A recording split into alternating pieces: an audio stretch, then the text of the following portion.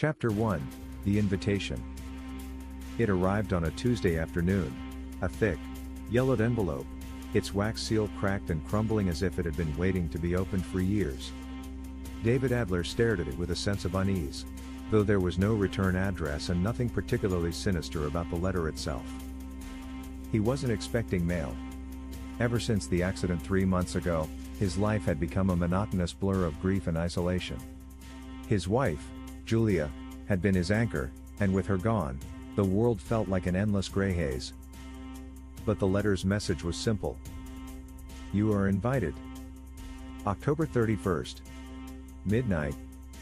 Ravenmoor House. The name stirred something familiar in David, though he couldn't place it. Beneath the invitation was a single handwritten note. Come alone. It will be worth it. Against his better judgment, and against the persistent nagging of logic, David felt an unsettling pull. It was as if the invitation was meant for him specifically, as if Ravenmoor House held something he needed. He didn't know what. Closure, maybe. Answers. Or perhaps the simple promise of escape from the crushing emptiness of his life. And so, on Halloween night, David drove toward Ravenmoor House, navigating winding roads shrouded in fog and dead leaves. His GPS didn't recognize the address, and as the night deepened, his headlights revealed little more than skeletal trees and empty fields. Finally, the house appeared on the horizon, a sprawling, rotting mansion, its windows like darkened eyes, its gables twisted and sagging. Something about the place felt wrong, like it had been waiting for far too long for someone to return. David parked at the rusted iron gate, which swung open with a metallic groan at his touch. As he made his way up the overgrown path, the air grew cold. Not the chill of autumn, but a deeper, bone-biting cold that came from old, forgotten places. He reached the front door, a massive thing of ancient oak. He hesitated only briefly before gripping the tarnished brass handle. The door swung open, and the house welcomed him in. Chapter 2, The Guests. Inside, the air was stale and heavy, as if the house hadn't been disturbed in decades. Dust coated every surface, and the walls were draped in tattered velvet curtains that rustled with an unseen breeze. But what unsettled David most was the absence of sound, no wind, no creaking floors, not even the distant hum of insects. The silence was absolute. He stepped into the foyer, where a grand staircase curled upward into darkness.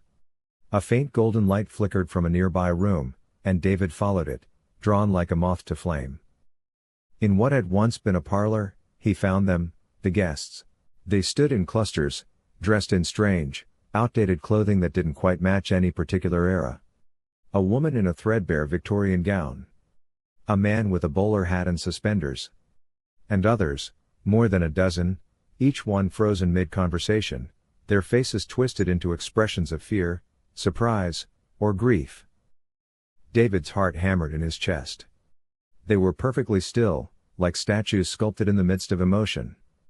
Their eyes were wide open, glimmering in the dim candlelight, and yet they did not blink or move. Welcome, a soft voice whispered behind him. David whirled around to see a man in an immaculate black suit. His face was pale and smooth, as if carved from porcelain, and his eyes gleamed with unsettling intensity. He smiled, too wide, too long. You're just in time, the man said softly. The others have been waiting? Waiting for what? David asked, his voice hoarse. The man gestured toward the still figures. To begin. But we needed one more. David's skin prickled. Who are you? The man's smile never faltered. I am the host. And now that you've arrived, the game can commence. Before David could respond, the man turned and drifted toward a long dining table at the center of the room. With a graceful wave of his hand, candles along the walls burst into flame, casting flickering shadows that seemed to dance and writhe. Sit, the host instructed. Against every instinct screaming at him to leave, David found himself moving toward the table. Something unseen compelled him forward, as if his body no longer belonged to him. He sat down in one of the high-backed chairs, and the other guests, still frozen and lifeless, took their places as well, silently dragged by some invisible force. And the host smiled. Chapter 3, The Rules of the Game. The air in the parlor grew heavier, thick with tension, as the host took his place at the head of the table. He raised a silver goblet, filled with a dark, viscous liquid that reflected no light. "This is not a game of luck," the host whispered. "It is a game of revelation. Each of you," he gestured to the guests, now seated in eerie silence, "has brought something with you. A secret. A sin. A regret." David's throat tightened. He tried to speak, to demand an explanation, but the words refused to come. "One by one, the truths will be revealed," the host continued, his smile widening. "And when the final secret is spoken, the house will decide who leaves." A chill ran down David's spine.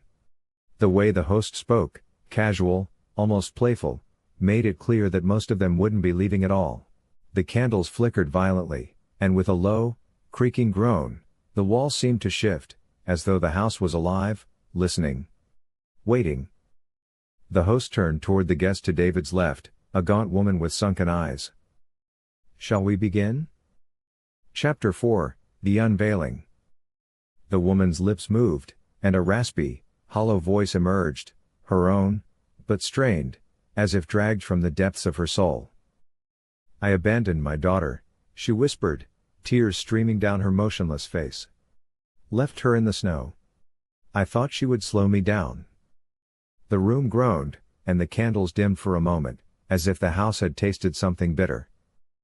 The next guest confessed a murder. Another spoke of betrayal. One after another, the sins spilled forth, each one darker than the last. And then it was David's turn.